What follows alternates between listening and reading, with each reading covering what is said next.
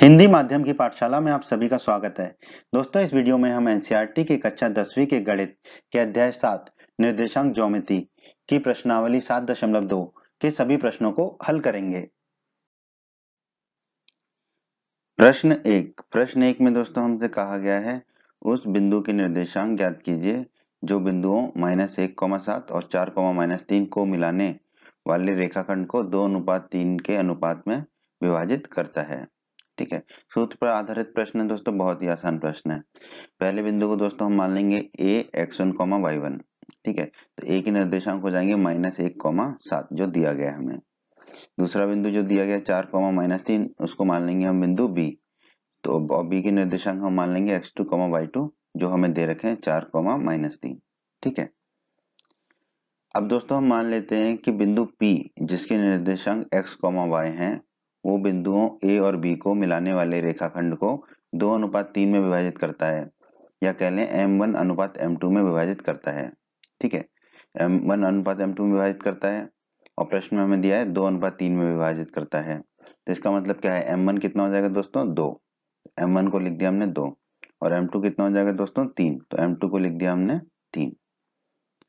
अब दोस्तों अध्याय 7 के परिचय के वीडियो में हमने पढ़ा था विभाजन सूत्र से कैसे किसी बिंदु के निर्देशांक निकालते हैं।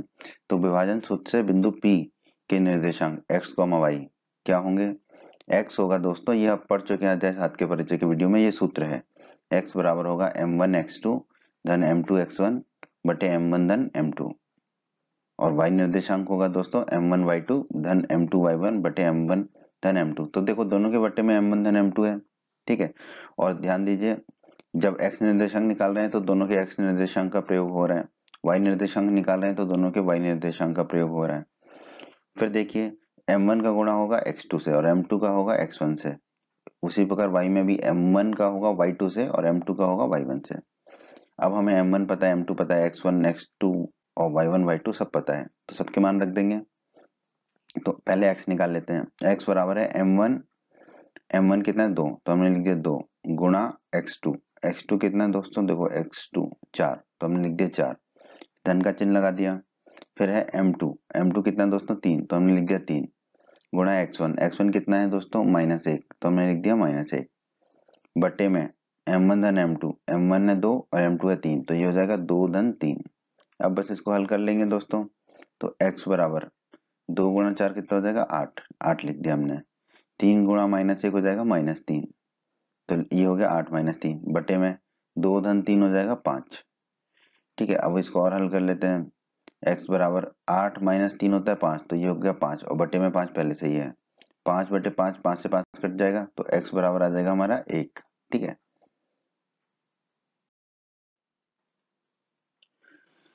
तो बिंदु के हमने x निर्देशांक निकाल लिए। अब हम बिंदु P के y निर्देशांक निकाल लेंगे। सूत्र क्या होगा, y बराबर m1y2 धन m2y1 बटे m1 धन m2। मान रख देंगे। तो y बराबर m1 कितना है दोस्तों 2, तो हमने रख दिया 2। y2 कितना है दोस्तों, देखिए y2 है -3, तो रख दिया -3, धन का चिन्ह लगा दिया। फिर m2 है 3, तो हमने लिख दिया 3 गुणा y1 है दोस्तों कितना 7, तो हमने लिख दिया 7 बटे में m1 धन m2। m1 है 2, m2 है 3, तो बटे में आ गया 2 धन 3। इसको हल कर लेते हैं दोस्तों। y बराबर 2 गुणा -3 हो जाएगा -6, धन का चिन्ह लगा दिया। 3 गुणा 7 हो जाएगा 7 या 21 बटे में 2 धन 3 हो जाएगा 5। अब y बराबर 21 में से 6 जाएंगे तो बचेगा 15, तो ये हो गया 15 बटे 5। 15 में 5 का भाग देंगे तो हमें मिलेगा 3, तो y बराबर हमें मिल गया 3। तो P के निर्देशांक क्या मिल गए हमको, x है 1 और y है 3, तो x, y मिल गया हमें 1, 3।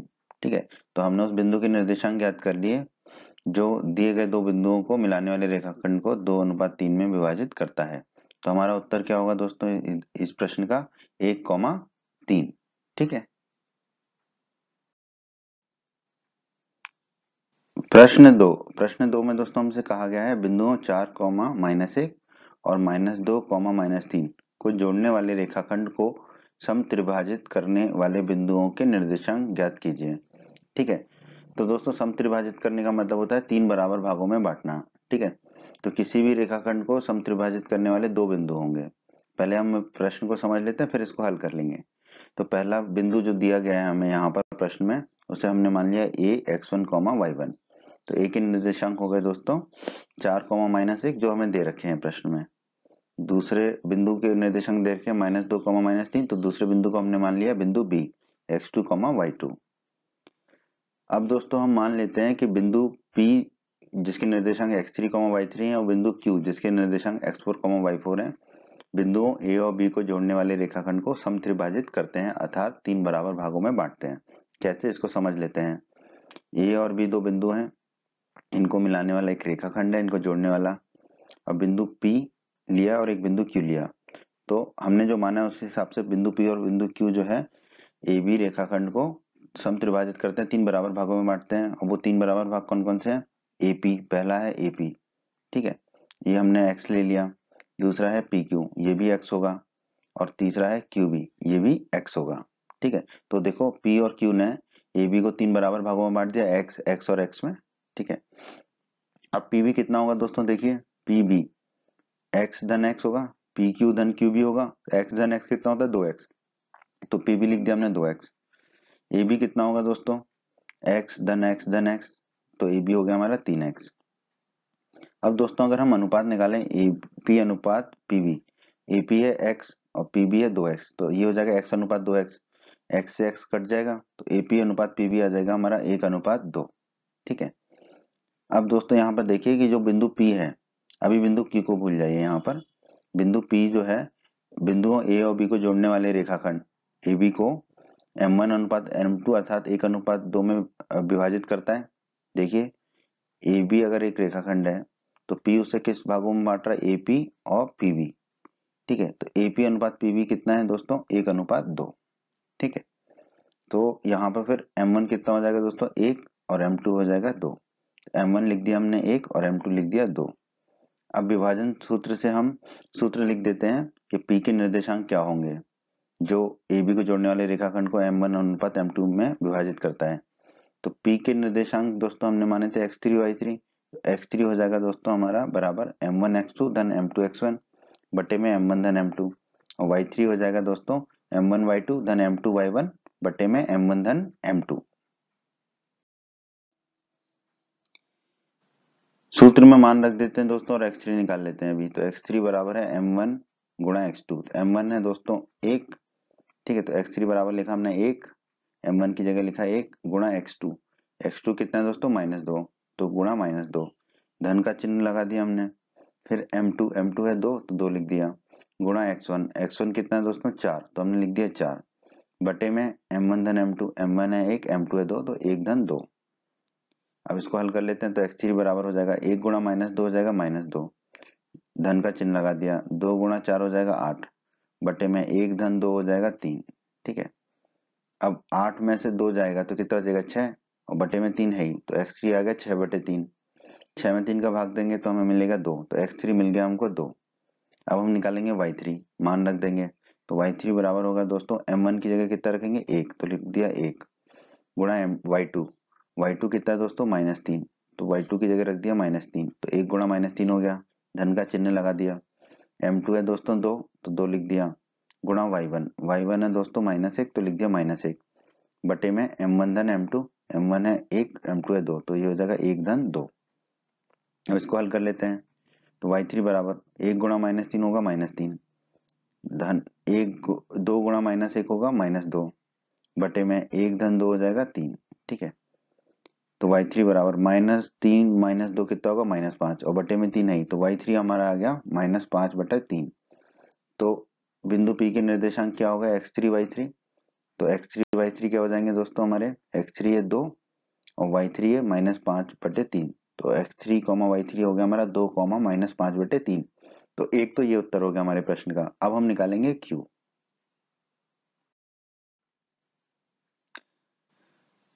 हमने बिंदु P के निर्देशांक निकाल लिए, अब हमें निकालने हैं बिंदु Q के निर्देशांक। तो दोस्तों यहाँ पर देखिए जो PQ है उसकी लंबाई कितनी है? x, और QB की लंबाई कितनी है? x। इसका मतलब क्या है कि अगर हम PB रेखाखंड को देखें तो बिंदु Q PB रेखाखंड को 2 बराबर भागों में बांट रहा है, x और x में। ठीक है, तो अगर कोई भी बिंदु किसी रेखाखंड को 2 बराबर भागों में बांटता है तो वहां उस रेखाखंड का मध्य बिंदु होता है।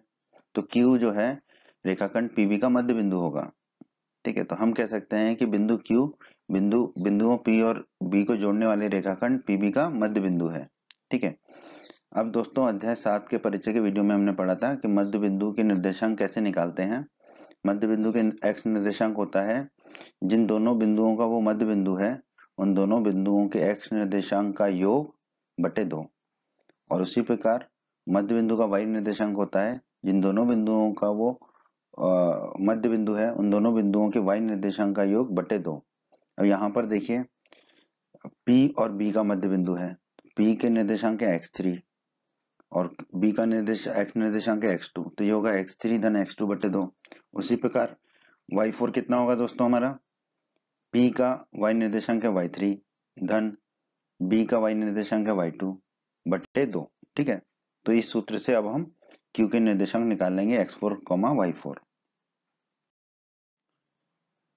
तो दोस्तों हमें x3, x2 और y3, y2 पता है, अब मान रख देंगे तो x4 और y4 आ जाएगा। तो पहले x4 निकाल लेते हैं।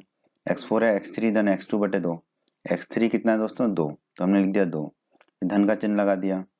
फिर x2 कितना है दोस्तों, x2 है -2, तो हमने लिख दिया -2, बटे में 2 है तो बटे में 2 लिख दिया। अब ये हो जाएगा 2, धन और ऋण कितना हो जाता है ऋण, तो ऋण 2, 2 - 2 बटे 2, 2 में से 2 गई तो कितना बचेगा 0, x4 आ जाएगा हमारा 0 बटा 2। 0 के बटे में कुछ भी हो हमें मिलता है 0, तो x4 मिल गया हमको 0। अब हम y4 निकाल लेते हैं। y4 है y3 धन y2 बटे 2। y3 कितना है दोस्तों, देखिए y3 हमारा -5 बटे 3, तो हमने लिख दिया -5 बटे 3, धन का चिन्ह लगा दिया। y2 कितना है दोस्तों, देखिए y2 है हमारा -3, तो हमने लिख दिया -3, बटे में 2 है तो बटे में 2 लिख दिया। अब थोड़ा सा ऊपर इसको हल कर लेते हैं। देखो y4 बराबर -5 बटा 3 को वही लिखा, ये धन है और ये ऋण है तो हो जाएगा ऋण का 3 बटे 2। फिर y4 बराबर ऊपर देखिए ऊपर क्या हमें लघुत्तम लेना पड़ेगा, बटे में क्या आएगा ऊपर 3 आएगा। ठीक है, तो -5 बटे 3 था तो ये तो -5 ही रहेगा। फिर माइनस का चिन्ह लगा दिया, 3 के बटे में कुछ भी नहीं था तो 3 का गुणा किससे होगा 3 से, तो लिख दिया हमने 3 गुणा 3 और पूरे के बटे में आ गया 3। अब y4 बराबर -5 तो -5 ही रहा, फिर माइनस का चिन्ह लगा दिया, 3 गुणा 3 होता है 9 और ये जो बटे में 3 था ये पूरे के बटे में आ जाएगा, तो ये हो गया बटे में 3 गुणा 2। ठीक है, क्योंकि ये 2 पहले से ही था बटे में। अब इसको हल कर लेते हैं दोस्तों, y4 बराबर -5 और -9 हो जाएगा -14, ये हो गया -14 बटे 3 गुणा 2। अब देखो 14 में 2 का भाग जाता है, ठीक है, तो 14 में 2 का भाग देंगे तो बचेगा 7 और नीचे से 2 चला जाएगा और ऊपर माइनस का चिन्ह है ही, तो ये आ जाएगा y4 बराबर -7 बटे 3।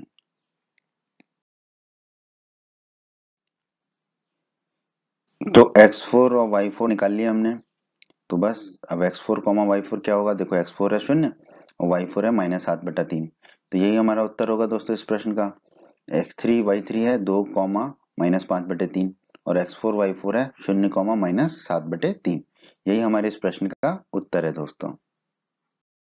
प्रश्न 3 में दोस्तों हमसे कहा गया है आपके स्कूल में खेलकूद क्रियाकलाप आयोजित करने के लिए एक आयताकार मैदान ABCD में, देखिए ABCD ये एक आयताकार मैदान है। ठीक है, मैं चूने से परस्पर 1 मीटर की दूरी पर पंक्तियां बनाई गई। ये देखिए 1 metre, 2 metre, 3 metre, 4 metre, 5 metre, 6, 7, 8, 9, 10 metre, 1-1 metre की दूरी पर पंक्तियां बनाई गई हैं। ठीक है, AD के अनुदेश मतलब AD की दिशा में, ठीक है, परस्पर 1 मीटर की दूरी पर 100 गमले रखे गए हैं।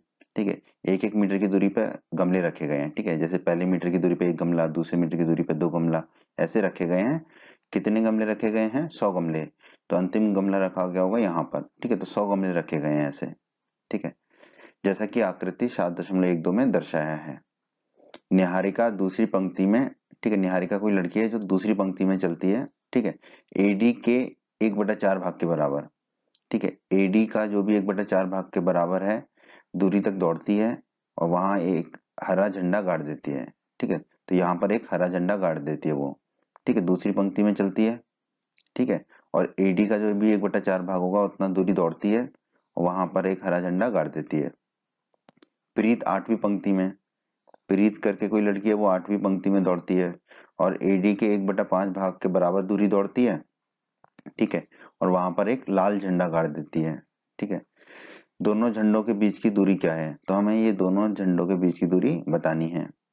ठीक है, फिर यदि रश्मि रश्मि एक और तीसरी लड़की आ गई, ठीक है, को एक नीला झंडा इन दोनों झंडों को मिलाने वाले रेखाखंड पर ठीक आधी दूरी पर बीच पर गाड़ना हो। ठीक है, ये दोनों झंडों को अगर हम मिला दें, ठीक है, तो बीच में ठीक आधी दूरी पर रश्मि को एक झंडा गाड़ना है। ठीक है, तो उसे अपना झंडा कहाँ गाड़ना होगा ये हमें बताना होगा। कहाँ गाड़ना होगा मतलब कौन सी पंक्ति में गाड़ना होगा और कितनी दूरी पर गाड़ना होगा। ठीक है, ये हमें बताना है। तो आइए अब हम इस प्रश्न को हल कर लेते हैं।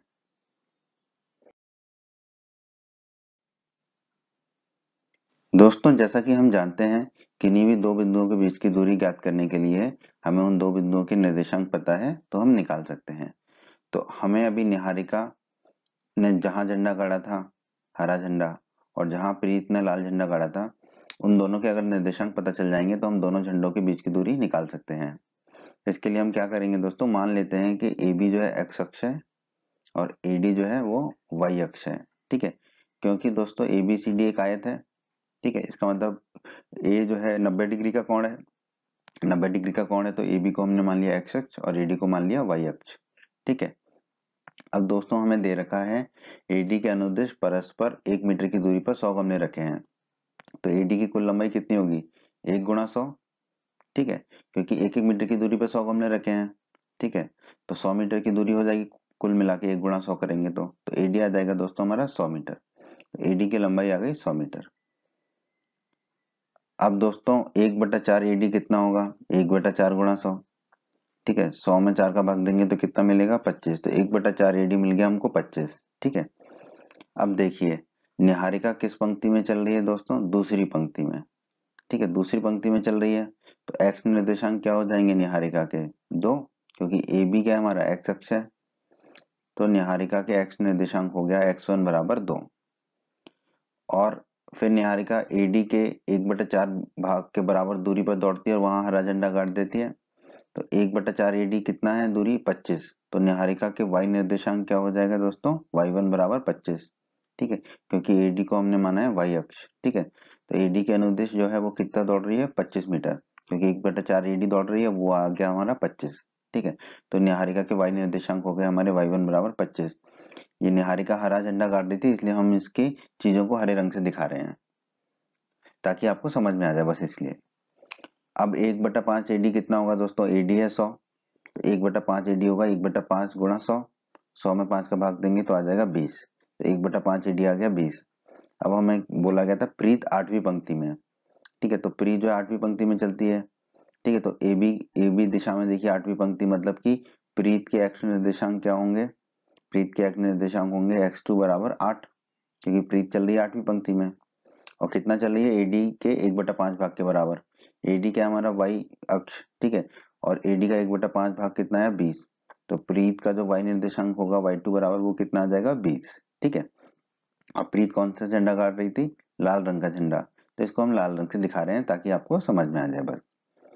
तो अब देखिए निहारिका के निर्देशांक क्या है दोस्तों, x1 y1, x1 है 2 और y1 है 25। तो हमने लिख दिया निहारिका के लिए n लिख दिया, n से निहारिका होगी n x1 y1 बराबर n 2,25। उसी प्रकार प्रीत के निर्देशांक क्या होंगे दोस्तों, प्रीत को लिख दिया हमने p। ठीक है, x2 y2 8 और 20, तो x2 y2 8 और 20 ये हमने लिख दिया। ठीक है, तो दोस्तों हमने निर्देशांक निकाल लिए। जहां निहारिका ने हरा झंडा गाड़ा था x1 y1 2,25, और निर्देशांक निकाल लिया हमने जहां प्रीत ने झंडा गाड़ा था लाल रंग का x2 y2 कितना 8,20।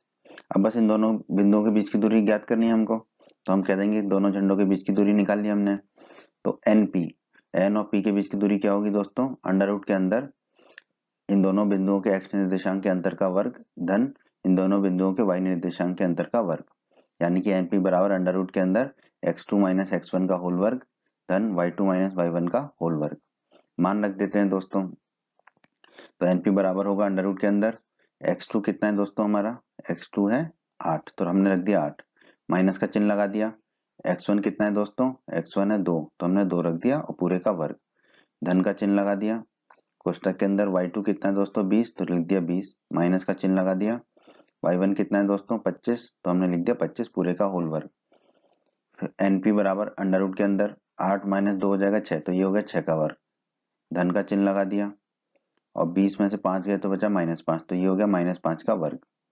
तो np बराबर अंडर रूट के अंदर 6 का वर्ग हो गया 36 और -5 का वर्ग हो गया 25, तो ये हो गया 36 धन 25। np बराबर अंडर रूट के अंदर 36 धन 25, 36 और 25 को जोड़ेंगे तो मिलेगा 61, तो एनपी बराबर मिल गया हमें अंडर रूट 61 मीटर।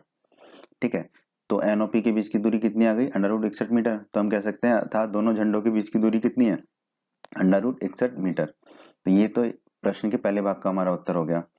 प्रश्न के दूसरे भाग में हमें बोला था यदि एक लड़की रश्मि को नीला झंडा इन दोनों झंडों के मिलाने वाले रेखाखंड के ठीक आधी दूरी पर बीच में गाड़ना हो तो उसे अपना झंडा कहाँ गाड़ना चाहिए।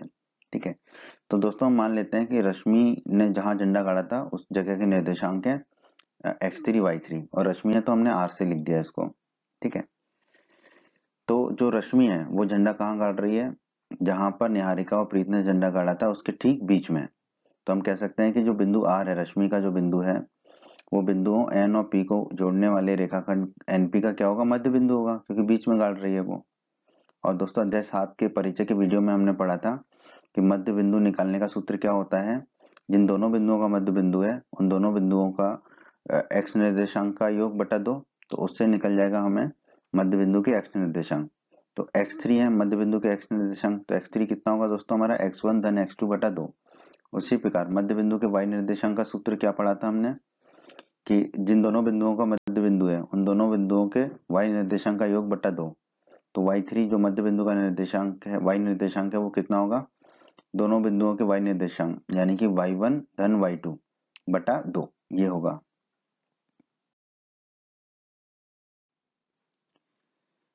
तो हमें दोस्तों x1 पता है, y1 पता है, x2 पता है, y2 पता है, तो x3 और y3 निकाल लेते हैं।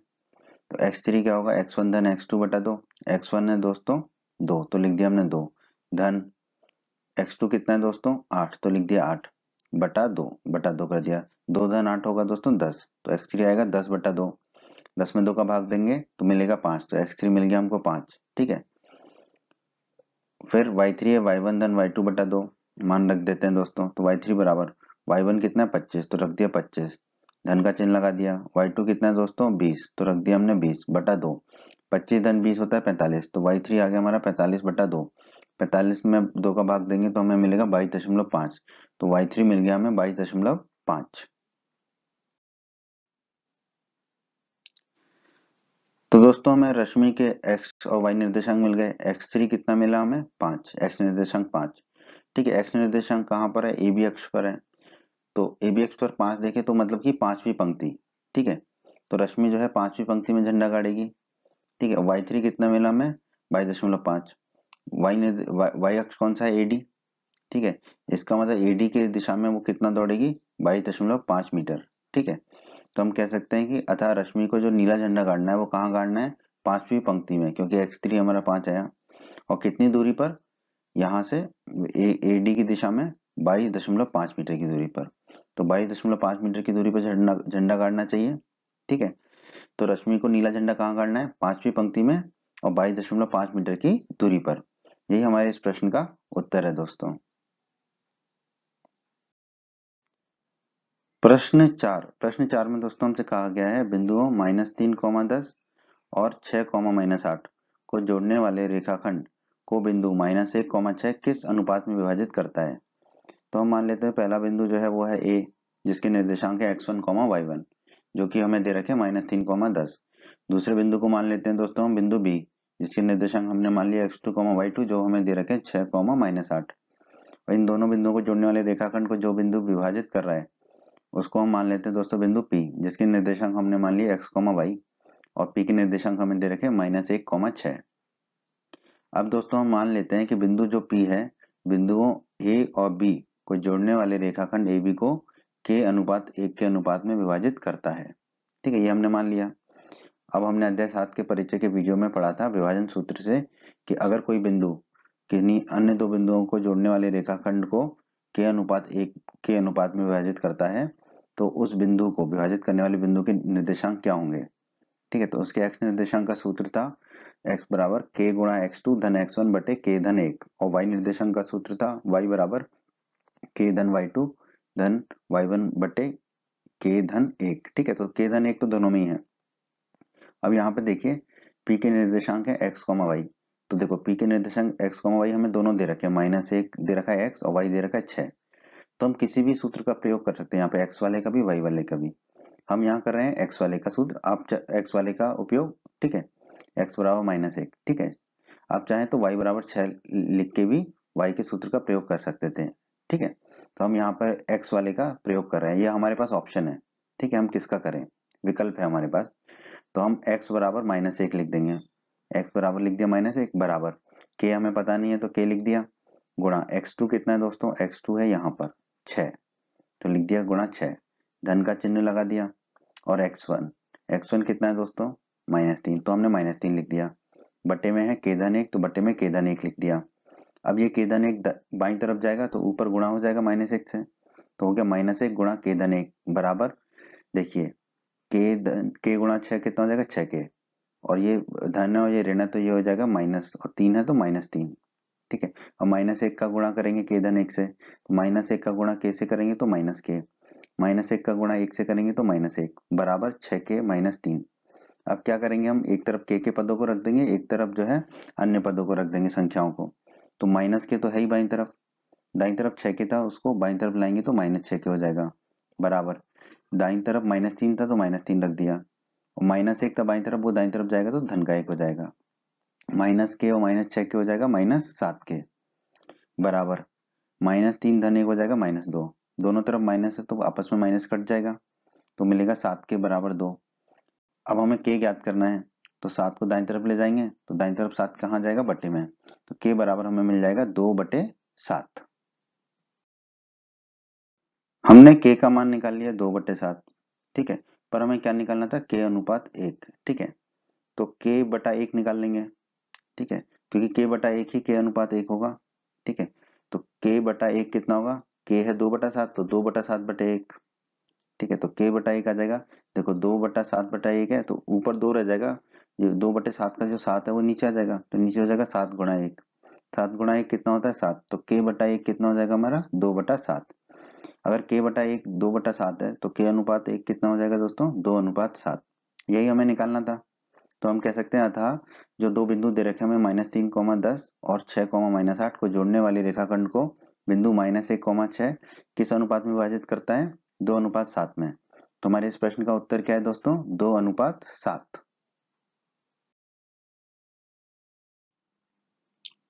प्रश्न 5 में दोस्तों हमसे कहा गया है वह अनुपात ज्ञात कीजिए जिसमें बिंदुओं एक बिंदु है 1, -5 और बिंदु B -4, 5 को मिलाने वाला रेखाखंड x अक्ष से विभाजित होता है, ठीक है, इसका मतलब वो बिंदु जो है x अक्ष पर स्थित है। इस विभाजन बिंदु के निर्देशांक भी ज्ञात कीजिए। तो प्रश्न में दो चीजें हमें ज्ञात करनी है, ठीक है, पहले अनुपात और फिर वो विभाजन बिंदु। तो दोस्तों पहला बिंदु जो दे रखा है उसे हमने मान लिया x1 y1, पहला बिंदु ये दे रखा है जिसके निर्देशांक है 1, -5। दूसरा बिंदु B दे रखा है जिसके निर्देशांक है -4, 5, वो हमने मान लिया x2, y2। अब दोस्तों हम जानते हैं कि x अक्ष पर स्थित कोई भी बिंदु के निर्देशांक किस रूप के होते हैं, x, 0 के रूप के होते हैं, उसका y निर्देशांक हमेशा 0 होता है, ठीक है, x अक्ष पर जो भी बिंदु स्थित होता है उसका y निर्देशांक हमेशा 0 होता है। तो वो किस रूप में होता है उसके निर्देशांक x, 0। तो हम मान लेते हैं दोस्तों जो बिंदु P है x, 0 बिंदुओं A और B को मिलाने वाले रेखाखंड x अक्ष से k अनुपात 1 से विभाजित होता है, ठीक है, मतलब जो बिंदु P है x अक्ष पर स्थित है, ठीक है, वो बिंदुओं A और B को मिलाने वाले रेखाखंड को k अनुपात 1 में विभाजित करता है, ठीक है, ये हमने मान लिया, ठीक है। अब विभाजन सूत्र हमने पढ़ा था अध्याय 7 के परिचय के वीडियो में, हमने पढ़ा था कि कैसे x और y के निर्देशांक ज्ञात करेंगे, जो बिंदु विभाजित करता है उसके निर्देशांक, ठीक है, क्या होते हैं सूत्र से, x बराबर kx2 धन x1 बटे k धन 1 और y बराबर ky2 धन y1 बटे k धन 1, ठीक है। अब दोस्तों यहाँ पे ध्यान देने वाली बात है, हमारे किसके निर्देशांक हमें पता है, x या y का पता है 0, x का नहीं पता है, x का भी हमें ज्ञात करना है, y का पता है। तो अब हम y के सूत्र में जो है y1 y2 के मान रख देंगे उससे हमें k का मान ज्ञात हो जाएगा, क्योंकि y का मान हमें पता है 0। ठीक है, तो हम अब y वाले सूत्र में मान रख देंगे। तो y कितना है दोस्तों 0, तो हमने लिख दिया 0 बराबर k हमें ज्ञात करना है y2 कितना है दोस्तों 5, तो हमने लिख दिया गुणा 5, धन का चिन्ह लगा दिया। y1 कितना है दोस्तों -5, तो हमने लिख दिया -5 बटे k धन 1। अब ये k धन 1 को बाईं तरफ ले जाएंगे तो 0 से गुणा हो जाएगा, तो ये हो जाएगा 0 गुणा k धन 1 बराबर k गुणा 5 हो जाएगा 5k, और ये धन का है और ये ऋण है तो धन और ऋण हो जाएगा ऋण, और 5 है तो -5। अब 0 का गुणा किसी से भी करें तो हमें 0 ही प्राप्त होगा, तो ये 0 मिल गया बराबर 5k - 5। अब एक तरफ जो है हम k के पदों को रख लेंगे, एक तरफ संख्या को रख लेंगे, तो 5k को मैं बाईं तरफ लाएंगे तो ऋण का 5k हो जाएगा, तो ये हो जाएगा 0 - 5k बराबर दाईं तरफ -5 है, 0 - 5k होगा -5k बराबर -5, माइनस से माइनस काट देंगे तो 5 के बराबर आ जाएगा हमारा 5। अब हमें k ज्ञात करना है, तो इस 5 को हम दाईं तरफ ले जाएंगे तो बट्टे में चला जाएगा, तो k बराबर होगा 5/5। 5/5 क्या होगा 1, 5 में 5 का भाग देंगे तो मिलेगा 1, तो k मिल गया 1। तो k अनुपात 1 कितना होगा हमारा, k का मान रखेंगे 1 तो ये हो जाएगा 1:1। तो दोस्तों हम कह सकते हैं कि ये जो बिंदु हैं a और b को मिलाने वाला रेखाखंड x अक्ष से किस अनुपात में विभाजित होता है, 1:1 से विभाजित होता है। तो प्रश्न के पहले भाग का उत्तर है दोस्तों 1:1। दोस्तों हमें k का मान मिल गया। ठीक है, अब हमें x का मान ज्ञात करना है, क्योंकि हमें निर्देशांक बताने हैं जो विभाजन बिंदु है। y निर्देशांक तो उसका 0 है क्योंकि वो x अक्ष पर स्थित है। x निर्देशांक निकालना है हमें, तो x बराबर हमें पता है विभाजन सूत्र से k गुणा x2 धन x1 बटे k धन 1। k का मान हम निकाल चुके हैं 1, तो हम मान रख देते हैं, तो x बराबर k का मान रख दिया 1 गुणा x2 कितना है दोस्तों, x2 है यहाँ पर -4, तो हमने लिख दिया -4 धन x1 धन का चिन्ह लगा दिया। x1 कितना है दोस्तों 1, x1 है 1 तो 1 लिख दिया बटे k धन 1, k का मान 1 है तो 1 लिख दिया धन 1। अब इसको हल कर लेते हैं, तो x बराबर 1 गुणा -4 होगा -4 धन 1, और 1 धन 1 होगा बटे में 2, तो ये होगा -4 धन 1 बटे 2, -4 धन 1 होगा -3, तो x बराबर आ गया हमारा -3/2, तो x निर्देशांक आ गया हमारे -3/2। तो हम कह सकते हैं अतः विभाजन बिंदु के निर्देशांक p x, 0 क्या होगा, x है -3/2, तो वो निर्देशांक होंगे -3/2, 0, क्योंकि x अक्ष पर स्थित है बिंदु तो y निर्देशांक तो 0 ही होगा, जो हमने माना भी था px, 0। ठीक है, तो हमारा विभाजन बिंदु के निर्देशांक क्या आ गए -3/2, 0। यही हमारे प्रश्न के दूसरे भाग का उत्तर है दोस्तों। प्रश्न 6 में दोस्तों हमसे कहा गया है यदि बिंदु 1,2, बिंदु 4,y, बिंदु x, 6, बिंदु 3,5 इसी क्रम में लेने पर एक समांतर चतुर्भुज के शीर्ष हो तो x और y ज्ञात कीजिए। ठीक है दोस्तों, हमें दे रखा है एक समांतर चतुर्भुज है। ठीक है दोस्तों, उसके शीर्ष हमें दे रखे हैं, तो पहले शीर्ष को दोस्तों हम मान लेते हैं a, x1, y1, जो कि हमें दे रखा है 1,2। ठीक है, तो पहला शीर्ष हमने मान लिया a, 1,2। दूसरा शीर्ष दोस्तों हम मान लेते हैं b, x2, y2, जो कि हमें दे रखा है 4, आकृति में दिखा देते हैं b, 4, तीसरा शीर्ष मान लेंगे दोस्तों हम c, x3, y3, जो कि हमें दे रखा है x, 6, तो यहाँ पर हम लिख देंगे c, x, 6। चौथा शीर्ष मान लेंगे दोस्तों हम d, x4, y4, जो कि हमें दे रखा है 3,5। ठीक है, तो d 3,5 ये दे रखा है। इसी क्रम में लेने पर मतलब हमें यही क्रम लेना था a, b, c, d, एक समांतर चतुर्भुज के शीर्ष है, तो x और y के मान ज्ञात कीजिए। ठीक है, तो दोस्तों इस प्रश्न को हल करने के दो तरीके हैं। जो तरीका हम प्रयोग नहीं करें वो मैं आपको पहले बता देता हूँ। ठीक है, इसमें हम जानते हैं कि समांतर चतुर्भुज की सम्मुख भुजाएं बराबर होती हैं, तो हम AD की लंबाई निकाल लेंगे और BC की निकाल लेंगे, उसको बराबर कर देंगे। फिर AB की लंबाई निकाल लेंगे और DC की लंबाई निकाल लेंगे, उसको बराबर कर देंगे। उससे हमें x और y में दो समीकरण मिलेंगे। उन दोनों समीकरणों को हल करके हम x और y के मान ज्ञात कर सकते हैं, पर वो विधि थोड़ी सी लंबी है, इसलिए एक हम आसान विधि से इसको हल करेंगे। कौन सी विधि आसान विधि, विकर्ण AC और विकर्ण BD को जोड़ने पर। पहले विकर्ण AC को जोड़ लेते हैं दोस्तों A और C को, फिर विकर्ण B और D को जोड़ लेते हैं। ठीक है, मान लेते हैं कि विकर्ण AC और BD एक दूसरे को बिंदु P पर काटते हैं जिनके की निर्देशांक x5, y5 है। ठीक है, तो P पर काटते हैं AC और BD एक दूसरे को, तो ये बिंदु हो गया हमारा P। ठीक है, अब दोस्तों हमने कक्षा 9 में पढ़ा था, हम जानते हैं कि समांतर चतुर्भुज के विकर्ण एक दूसरे को समद्विभाजित करते हैं, मतलब दो बराबर भागों में बांटते हैं। ठीक है, इसका मतलब जो P बिंदु है वो AC का मध्य में होगा और P बिंदु BD के भी मध्य में होगा। तो हम कह सकते हैं कि बिंदु P विकर्ण AC का मध्य बिंदु है और बिंदु P जो है विकर्ण BD का भी मध्य बिंदु है। बिंदु P जो है विकर्ण AC का मध्य बिंदु है, ये हमने अभी निकाला था। ठीक है, जो AC विकर्ण है इसका मध्य बिंदु क्या है? P। तो बिंदुओं A और C को जोड़ने वाले रेखाखंड AC के मध्य बिंदु P के निर्देशांक क्या होंगे दोस्तों? हम जानते हैं किसी भी रेखाखंड के मध्य बिंदु के निर्देशांक होते हैं उस रेखाखंड को जोड़ने वाले दोनों बिंदुओं के x निर्देशांक का योग बटे 2, तो वो हो जाएगा उसका x निर्देशांक। और y निर्देशांक क्या होगा मध्य बिंदु का? दोनों बिंदुओं को जोड़ने वाले रेखाखंड के दोनों बिंदुओं के y निर्देशांक का योग बटे 2। ठीक है, तो x5 क्योंकि हमने p के निर्देशांक माने थे x5 और y5, तो x5 हो जाएगा x1 धन x3 बटे 2। ठीक है, क्योंकि a का x निर्देशांक है x1 और c का x निर्देशांक है x3, तो x1 धन x3 बटे 2। उसी प्रकार p का y निर्देशांक हमने माना था y5, तो वो हो जाएगा a का y निर्देशांक यानी कि y1 धन c का y निर्देशांक यानी कि y3 बटे 2। ठीक है, अब मान रख देते हैं दोस्तों, तो x5 बराबर होगा x1 कितना है दोस्तों? 1, तो हमने रख दिया 1, धन का चिन्ह लगा दिया। x3 कितना है दोस्तों? x3 है x, तो रख दिया x, बटे में लिख दिया 2। इसे हम मान लेंगे समीकरण 1। उसी प्रकार y5 बराबर y1 कितना है दोस्तों? y1 है 2, तो हमने लिख दिया 2, धन का चिन्ह लगा दिया। y3 कितना है दोस्तों? 6, तो हमने लिख दिया 6, बटे में 2 है तो बटे में 2 लिख दिया। 2 धन 6 हो जाएगा 8, तो y5 हो जाएगा हमारा 8 बटे 2। इसे हम मान लेंगे समीकरण 2। हमने निकाला था दोस्तों बिंदु P जो है विकर्ण BD का भी मध्य बिंदु है। ठीक है, विकर्ण BD का भी मध्य बिंदु है बिंदु P। तो बिंदुओं B और D को जोड़ने वाले रेखाखंड BD इसके मध्य बिंदु P के निर्देशांक क्या होंगे दोस्तों? देखिए P का x निर्देशांक क्या होगा? x5 जो हमने माना था बराबर B और D के x निर्देशांक का योग बटे 2। B का x निर्देशांक है x2 धन D का x निर्देशांक है x4, तो ये हो जाएगा x2 धन x4 बटे 2।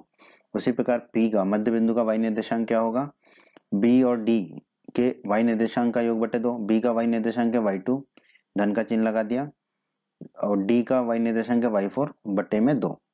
अब मान रख देते हैं, तो x5 बराबर क्या होगा दोस्तों? x2 है हमारा 4, तो हमने रख दिया 4, धन का चिन्ह लगा दिया। x4 कितना है दोस्तों? 3, तो रख दिया 3, बटे में 2 है तो बटे में 2 कर दिया। 4 धन 3 हो जाएगा 7, तो x5 आ जाएगा हमारा 7 बटे 2। इसे मान लेंगे हम समीकरण 3। अब चलते हैं y5 में, तो y5 बराबर y2 कितना है दोस्तों हमारा? देखिए y2 है y, तो रख दिया y, धन का चिन्ह लगा दिया। y4 कितना है दोस्तों? y4 है 5, तो हमने लिख दिया 5, बटे में 2 तो हमने बटे में लिख दिया 2। इसे हम मान लेंगे समीकरण 4। हमने दोस्तों समीकरण 1, समीकरण 2, समीकरण 3 और समीकरण 4 को एक साथ लिख लिया। अब आप देखिए समीकरण 1 और समीकरण 3 में बाईं तरफ दोनों में x5 है x5 है।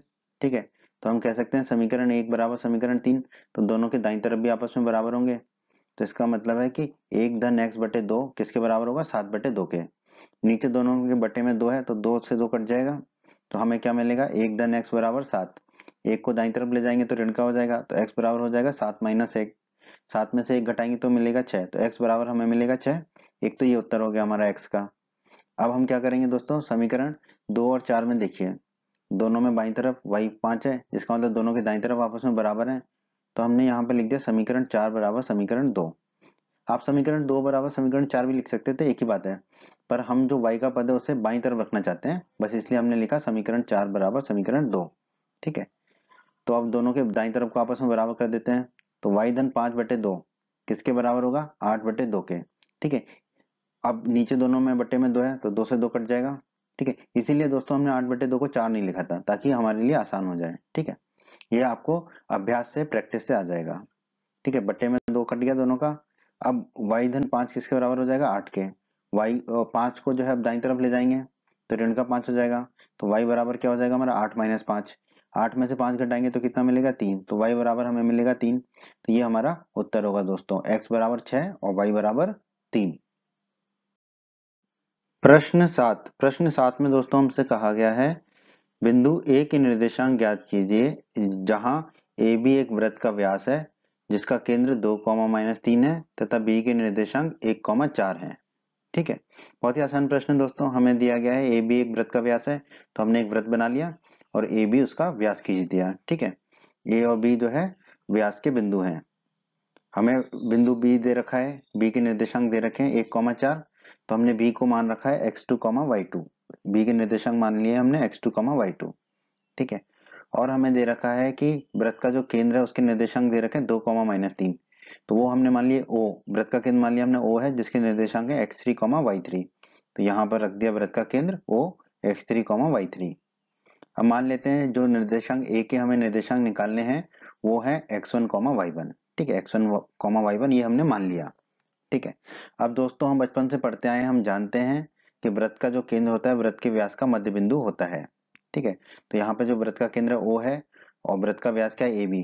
ठीक है, तो इसका मतलब क्या है कि वृत्त का केंद्र O जो है वृत्त के व्यास AB का मध्य बिंदु होगा। ठीक है, इसमें हमें कोई भी शंका शोभा नहीं है। ठीक है, कोई डाउट नहीं है। तो AB के मध्य बिंदु O के निर्देशांक क्या होंगे, ये आप जानते हैं। किसी भी मध्य बिंदु के निर्देशांक क्या होते हैं, अगर मध्य बिंदु का x निर्देशांक निकालना है तो जिन दो बिंदुओं का वो मध्य बिंदु है उन दोनों बिंदुओं के x निर्देशांक का योग बटे 2। तो x3 हो जाएगा यहाँ पे दोस्तों x1 धन x2 बटे 2। ठीक है, उसी प्रकार y3 क्या हो जाएगा y1 धन y2 बटे 2। y निर्देशांक क्या होगा, दोनों बिंदुओं के y निर्देशांक का योग बटे 2, यानी कि y1 धन y2 बटे 2। तो x3 होगा दोस्तों x1 धन x2 बटे 2, मान रख देते हैं। x3 का मान कितना दे रखा है दोस्तों 2। ठीक है, तो x3 है 2, तो 2 रख दिया बराबर x1 हमें पता नहीं, हमें निकालना है तो हमने x1 रख दिया धन x2। x2 कितना है दोस्तों, यहाँ पर देखिए 1, तो हमने रख दिया 1 बटे में 2 है तो 2 कर दिया। अब ये 2 जो है बाईं तरफ जाएगा तो ऊपर चला जाएगा, तो ये हो जाएगा 2 गुणा 2 बराबर x1 धन 1। ठीक है, 2 गुणा 2 होता है दोस्तों 4, तो 4 बराबर हो गया x1 धन 1। ठीक है, तो 4 बराबर x1 धन 1 है, तो हम लिख सकते हैं x1 धन 1 बराबर 4, एक ही बात है। अब 1 को दाईं तरफ ले जाएंगे तो ऋण का हो जाएगा, तो x1 बराबर हो जाएगा 4 - 1। 4 में से 1 माइनस करेंगे तो कितना मिलेगा 3, तो x1 मिल गया हमको 3। y3 हमने निकाला था अभी कितना, y3 बराबर y1 धन y2 बटे 2। ठीक है, y3 कितना है दोस्तों देखो -3, तो y3 की जगह रख दिया हमने -3 बराबर y1 तो हमें निकालना है तो y1 ही रख दिया, धन का चिन्ह लगा दिया। y2 कितना है दोस्तों, यहाँ देखिए y2 है 4, तो हमने लिख दिया 4 बटे 2। अब ये 2 बाईं तरफ जाएगा, ऊपर चला जाएगा, -3 से गुणा हो जाएगा, तो -3 गुणा 2 हो जाएगा बराबर हमारा y1 धन 4। -3 गुणा 2 हो जाएगा दोस्तों -6 बराबर y1 धन 4। इसे हम लिख सकते हैं दोस्तों y1 धन 4 बराबर -6, एक ही बात है। अब ये 4 को दाईं तरफ ले जाएंगे तो ऋण का हो जाएगा, तो y1 बराबर हो जाएगा -6 और ये -4, -6 और -4 हो जाएगा दोस्तों -10, तो y1 आ गया हमारा -10। तो x1 भी आ गया हमारा, y1 भी आ गया, और x1 और y1 ही हमारे बिंदु ए के निर्देशांक है जो हमें ज्ञात करने थे। तो हम कह सकते हैं अतः बिंदु ए के निर्देशांक x1, y1 क्या होंगे, 3, -10। तो यही हमारे इस प्रश्न का उत्तर है दोस्तों, 3, -10। प्रश्न 8 में दोस्तों हमसे कहा गया है यदि a और b क्रमशः -2, 2 और 2, -4 हो तो बिंदु P के निर्देशांक ज्ञात कीजिए ताकि AP बराबर 3/7 AB हो और P रेखाखंड AB पर स्थित हो। तो दोस्तों इसको हल कर लेते हैं। पहला बिंदु A है, उसके निर्देशांक हमने मान लिया x1, y1 जो हमें दे रखे हैं -2, -2, ये हमने दर्शा दिया। A के निर्देशांक -2, -2। दूसरा बिंदु जो है वो है B, उसके निर्देशांक हमने मान लिया x2, y2 जो हमें दे रखे हैं 2, -4, इसको भी हमने दर्शा दिया। ठीक है, फिर हमें कहा गया है कि एक बिंदु P है जो रेखाखंड AB पर स्थित है। P के निर्देशांक दोस्तों हमने मान लिए x3, y3। ठीक है, P के निर्देशांक ही हमें ज्ञात करने हैं जो हमने मान लिए x3, y3। तो P जो है रेखाखंड AB पर स्थित एक बिंदु है, तो A और B को मिला देते हैं तो रेखाखंड AB बन गया। अब इस पर कोई बिंदु P है जिसके निर्देशांक हमने मान लिए x3, y3, और हमें प्रश्न में क्या दे रखा है दोस्तों, AP बराबर 3/7 AB। तो AP की जो लंबाई है वो AB की लंबाई का कितना है, 3/7, ये हमें प्रश्न में दे रखा है। ठीक है, अब हम इस प्रश्न को हल करते हैं आगे। दोस्तों AP धन पीबी। एपी की लंबाई और पीबी की लंबाई का योग कितना होगा? एबी की लंबाई के बराबर होगा, ठीक है, क्योंकि एपी धन पीबी ये किसके बराबर होगा? एबी के। तो हमने लिख दिया एपी धन पीबी बराबर एबी। तो पीबी बराबर क्या हो जाएगा? एपी को अगर हम दाईं तरफ ले जाएं तो ऋण का हो जाएगा, तो पीबी बराबर रह जाएगा एबी माइनस एपी। एपी हमें कितना दे रखा है दोस्तों? 3/7 एबी। तो मान रख देते हैं एपी का 3/7 एबी। तो पीबी बराबर हो जाएगा दोस्तों एबी माइनस, एबी तो है ही, माइनस एपी की जगह रख दिया हमने 3/7 एबी। अब देखिए पीबी बराबर, ये AB है और ये 3/7 AB है, तो दोनों में जो है बटे में 7 ले लेते हैं। तो AB के बटे में कुछ नहीं था, तो AB का गुणा 7 से हो जाएगा, तो ये हो गया 7AB माइनस इसके बटे में 7 है, तो ये 3AB रहेगा, तो ये हो गया माइनस 3AB। तो PB बराबर हमें मिल गया 7AB माइनस 3AB और बटे में 7। अब 7AB में से 3AB घटाएंगे तो 4AB मिलेगा, तो PB बराबर हमें मिल गया 4AB बटे 7, या फिर हम कह सकते हैं 4/7 AB, ठीक है। पीबी मिल गया हमें 4/7 एबी। अब अगर हम अनुपात निकालें एपी बटा पीबी का, एपी बटा पीबी कितना होगा? एपी का मान रख देते हैं 3/7 एबी और पीबी का मान हमने कितना निकाला है अभी? 4/7 एबी, ठीक है। अब देखिए ऊपर एबी है, नीचे भी एबी है। ऊपर 3/7 है, यानी कि ऊपर बटे में 7 है, नीचे बटे में 7 है, तो ये सब आपस में कट जाएगा। ऊपर का एबी नीचे के एबी से कटेगा, ऊपर का बटे का 7 नीचे के बटे के 7 से कटेगा, तो क्या बच जाएगा? ऊपर 3 और नीचे 4, तो एपी बटा पीबी कितना आ जाएगा हमारा? 3/4। इसको हम कह सकते हैं एपी अनुपात पीबी। एपी और पीबी का अनुपात कितना है? 3/4, ये हम कह सकते हैं। तो हम कह सकते हैं अतः बिंदु P, बिंदु ये जो P है, बिंदुओं A और B को जोड़ने वाले रेखाखंड, बिंदुओं A और B को जोड़ने वाले रेखाखंड को किस अनुपात में विभाजित कर रहा है? 3/4। 3/4 के अनुपात में विभाजित करता है, जिसे हम मान लेते हैं M1 अनुपात M2, ठीक है। तो M1 अनुपात M2 में के अनुपात में विभाजित करता है, जो कि है 3/4। तो M1 कितना हो जाएगा दोस्तों हमारा? 3। तो M1 हो गया 3 और M2 कितना हो जाएगा दोस्तों? 4। तो M2 हो गया हमारा 4।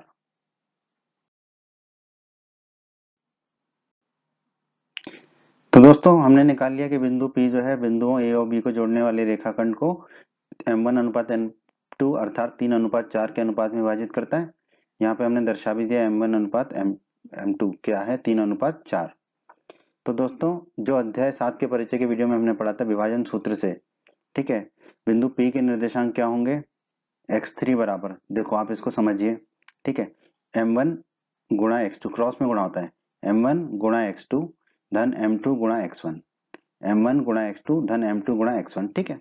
M1 का गुणा होगा x2 से और M2 का गुणा होगा x1 से, बटे में M1 धन M2। उसी तरह y निर्देशांक क्या होगा इसका?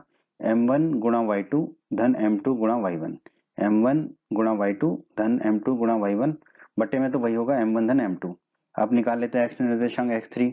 M1 कितना है दोस्तों? 3, तो हमने लिख दिया 3 गुणा x2, x2 कितना है दोस्तों? देखिए 2, तो लिख दिया गुणा 2, धन का चिन्ह लगा दिया। M2 कितना है दोस्तों? 4, तो लिख दिया 4 गुणा x1, x1 कितना है दोस्तों? -2, तो गुणा -2 कर दिया, बटे में M1 धन M2, M1 है 3, M2 है 4, तो ये हो गया 3 धन 4। x3 बराबर 3 गुणा 2 होगा दोस्तों 6, धन का चिन्ह है और ये ऋण का चिन्ह है, तो ये हो जाएगा ऋण का चिन्ह। 4 गुणा 2 होगा 8, तो ये होगा -8, ठीक है, बटे में 3 धन 4 हो जाएगा 7, ठीक है। अब 6 में से 8 को घटाएंगे तो हमें मिलेगा -2, तो x3 मिलेगा हमें -2/7, ठीक है। अब y3 को हल कर लेते हैं। y3 बराबर M1 कितना है दोस्तों? 3 गुणा y2 कितना है दोस्तों? -4, तो गुणा -4, धन का चिन्ह लगा दिया। M2 कितना है दोस्तों? 4, तो लिख दिया 4 गुणा M1 कितना है दोस्तों? -2, तो -2 का चिन्ह लगा दिया, -2 लिख दिया, ठीक है, बटे में M1 धन M2, M1 है 3, M2 है 4, तो ये हो जाएगा 3 धन 4। इसको हल कर लेते हैं। y3 बराबर 3 गुणा -4 होगा -12 और 4 गुणा -2 होगा -8, बटे में 3 धन 4 होगा 7, अब -12 -8 होगा -20, तो y3 आ जाएगा हमारा -20/7। तो हमारा x3 आ गया -2/7 और y3 आ गया -20/7। यही हमें निकालने थे x3 y3, क्योंकि यही हमारे बिंदु P के निर्देशांक हैं। तो हम कह सकते हैं कि अतः बिंदु P के निर्देशांक x3, y3 क्या है? -2/7, -20/7। यही हमारे इस प्रश्न का उत्तर है दोस्तों। प्रश्न 9 में दोस्तों हमसे कहा गया है बिंदुओं a -2,2 और b 2,8 को जोड़ने वाले रेखाखंड AB को 4 बराबर भागों में विभाजित करने वाले बिंदुओं के निर्देशांक ज्ञात कीजिए। तो दोस्तों हमने बिंदु A को मान लिया x1, y1, ठीक है, इसके निर्देशांक जो कि हमें दे रखे -2,2 और बिंदु B के निर्देशांक दे रखे 2,8 जो हमने मान लिए x2, y2। अब हमने एक रेखाखंड खींच दिया AB, ठीक है, जिसमें A के निर्देशांक है x1, y1 और B के हैं x2, y2। अब हम मान लेते हैं कि बिंदु PQR बिंदुओं A और B को जोड़ने वाले रेखाखंड AB को 4 बराबर भागों में विभाजित करते हैं। ठीक है, आपको लग रहा होगा कि 4 बिंदु क्यों नहीं लिए, 3 बिंदु क्यों लिए, तो ये आपको अभी आकृति में देखने से समझ में आ जाएगा। हमने लिए PQR। अब देखिए AB कितने भागों में विभाजित हो गया। पहला भाग AP, ये मान लिया हमने x। दूसरा भाग PQ, ये भी x। तीसरा भाग QR, ये भी x। चौथा भाग RB, ये भी x। ठीक है, तो 3 बिंदु ही लेने होंगे 4 भागों के लिए। ठीक है, तो और चारों भाग हमने मान लिया x लंबाई के हैं। ठीक है, तो AB को जो है 4 बराबर भागों में विभाजित करने वाले बिंदु लिए हमने PQR। P के निर्देशांक हमने ले लिए x3, y3, Q के मान लिए x4, y4 और R के मान लिए x5, y5। यही हमें ज्ञात करने हैं दोस्तों PQR के निर्देशांक। ठीक है, अब दोस्तों ध्यान दीजिए A से लेके Q तक की लंबाई क्या होगी, x धन x होगी। ठीक है, तो हम लिख दिया x धन x। तो ए क्यू कितना हो जाएगा, x धन x हो जाएगा 2x। सो a से q की दूरी हो गई 2x।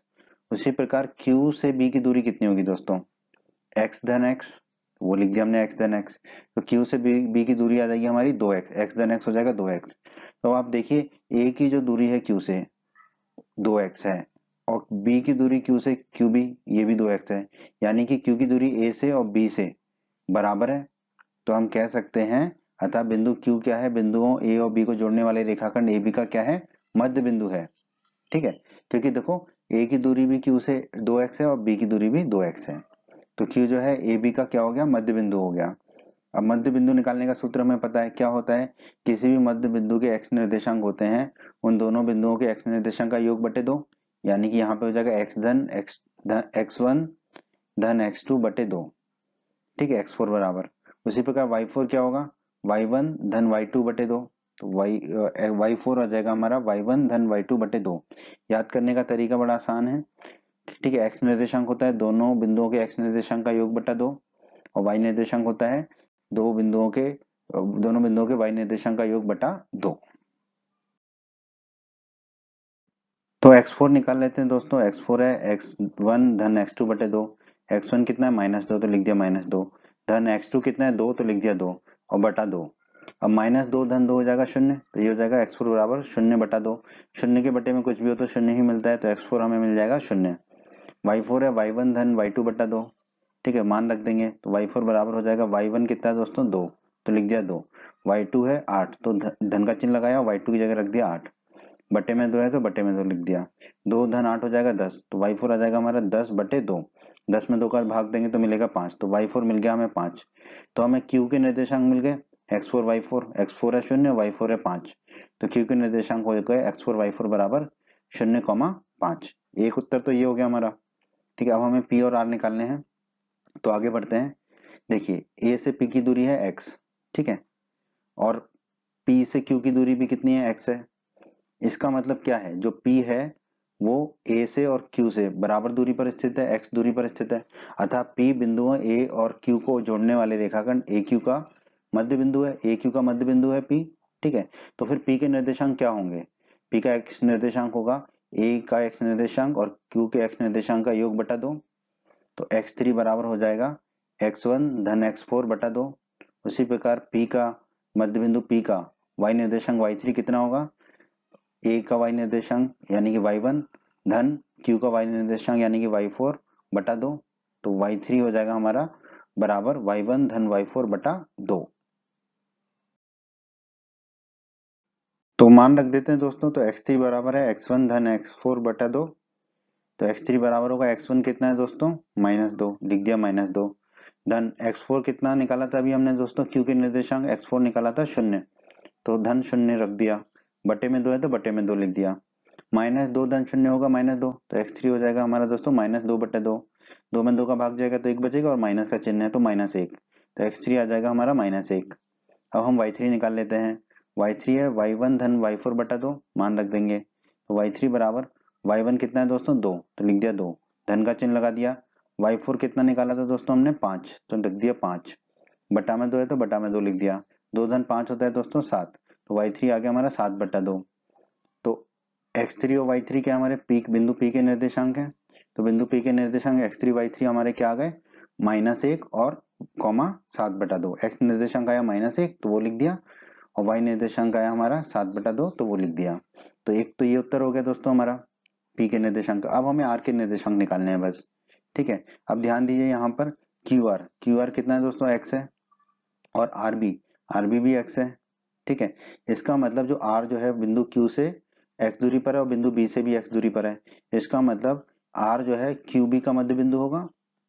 तो हम कह सकते हैं अतः बिंदु R बिंदुओं Q और B को जोड़ने वाले रेखाखंड QB का मध्य बिंदु है। मध्य बिंदु है तो अब इसके निर्देशांक क्या होंगे। मध्य बिंदु के x निर्देशांक होंगे x5 बराबर इन दोनों बिंदुओं के x निर्देशांक का योग बटा 2, यानी कि x4 धन x2 बटा 2 लिख दिया हमने। y निर्देशांक क्या होगा इसका, मध्य बिंदु का y5 बराबर q और b के y निर्देशांक का योग बटा 2, यानी कि y4 धन y2 बटा 2, ये लिख दिया हमने। तो मान रख देते दोस्तों और x5 और y5 का मान निकाल लेंगे। तो x5 बराबर है x4 धन x2 बटा 2, मान रख देते हैं। तो x5 बराबर हो जाएगा x4 कितना है दोस्तों 0, तो हमने रख दिया 0, धन x2 कितना है दोस्तों x2 है 2, तो रख दिया 2, बटे में 2 है तो बटे में 2 कर दिया। 0 धन 2 हो जाएगा दोस्तों 2, ठीक है। तो x5 हो जाएगा हमारा 2 बटे 2, 2 में 2 का भाग देंगे तो मिलेगा 1, तो x5 मिल जाएगा 1। अब y5 है y4 धन y2 बटा 2, मान रख देते हैं। तो y5 बराबर y4 कितना है 5, तो 5 रख दिया, धन y2 कितना है दोस्तों y2 है हमारा 8, तो 8 रख दिया, बटे में 2 है तो बटे में 2 कर दिया। 5 धन 8 होता है दोस्तों 13, तो y5 आ जाएगा हमारा 13 बटे 2। इसका मतलब r के निर्देशांक क्या होंगे बिंदु r के x5 y5, यानी कि 1 13 बटे 2। तो तीसरे बिंदु r के निर्देशांक आएंगे हमारे 1 13 बटे 2। यही हमारा तीसरे बिंदु के निर्देशांक है और यही हमारा तीसरे बिंदु का उत्तर है दोस्तों। प्रश्न 10 में दोस्तों हमसे कहा गया है एक समचतुर्भुज का क्षेत्रफल ज्ञात कीजिए जिसके शीर्ष इसी क्रम में 3, 0, 4, 5, -1, 4 और -2, -1 है।